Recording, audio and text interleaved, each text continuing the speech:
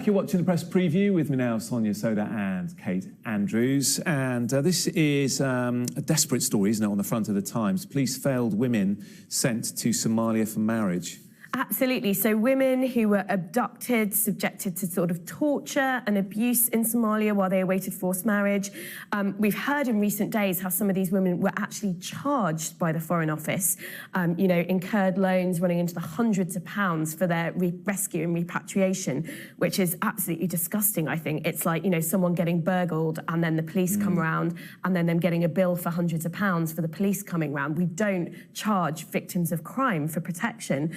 But this Times story also says that, according to these reports, there's been a real lack of follow-up by the police. So it's obviously illegal, it's a criminal activity to abduct women, to send them to another country for forced marriage.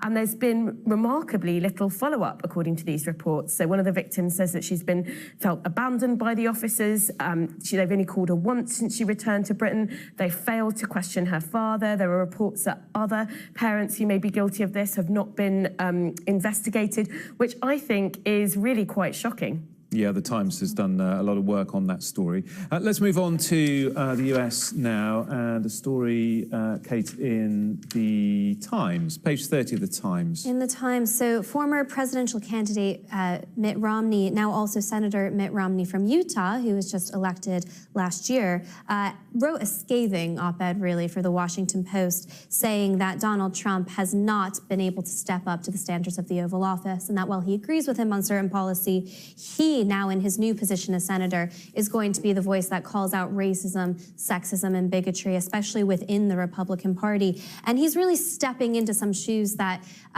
need to be filled. Many of the representatives who have been so anti-Trump have either stepped away from the position or lost their seats. But Mitt Romney's very popular in Utah.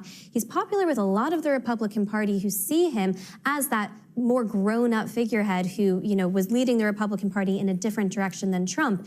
As the Democrats come in and take over the House and there's more gridlock and a system of checks and balances in Washington, it'll be interesting to see how the Mitt Romneys of the world, more moderate Republicans who really care about the integrity of the job that they have, are going to work with the Republicans or the Democrats in certain circumstances. Yeah, I mean, there's a sense, isn't there, that he could be positioning himself as well in case the Trump presidency perhaps collapses? There's talk of that. He's run for president twice now. Was the nominee one time. It would be pretty unprecedented for him to go for it a third time. I think there'd have to be very special circumstances, like Trump not making it to 2020, which by all accounts at the moment still seems unlikely. Yeah, Trump rubbing it in on Twitter saying, I won and you didn't. And my goodness, so Republicans need a grown-up, don't they? I think all of politics needs a grown-up. Mitt Romney may be that person. Yeah, and let's finish with this. This is an interesting story, isn't it, in the Daily Telegraph, about 5-year-olds learning first aid as part of the school curriculum.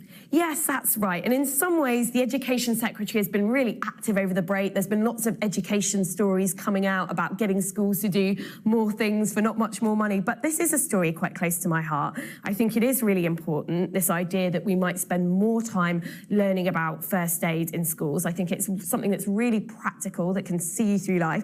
And the reason it's close to my heart is that 2 years ago, I was in a restaurant in Ireland and I was choking on a piece of cauliflower, and someone ran over to me and did the Heimlich move on me. Now, the Heimlich is a very simple maneuver. It's designed to clear the airways when you are choking on a piece of food or something else. And it's simple, anyone can do it, and it's incredibly life-saving. But not that many of us know how to do something like the Heimlich. I mean, I've certainly gone and taught myself and got my friends and family to teach themselves after this incident. But I just think, there are some things that we can do that are quite simple, that can be life-saving. And, we always talk about overloading the school curriculum with new bits on this and that, but this is one thing, first aid, that I think absolutely should be on there. And also may not take actually that long. It's a couple of lessons probably. But yeah, although I think you would need to it's not like you can teach a 5-year-old how to do the Heimlich or put someone in a recovery position and never come back to it until they're 18. So I think it would need to be a sort of ongoing part of the curriculum, but absolutely, it doesn't need to take long and it could save lives. Yeah, very interesting idea. Thank you both very much indeed. Great to see you this evening.